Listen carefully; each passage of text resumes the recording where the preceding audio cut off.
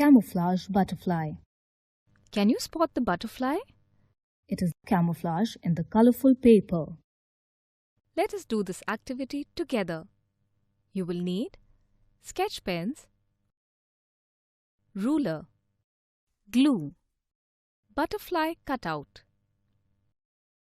Color each section using different sketch pens. Repeat till the complete frame is colored.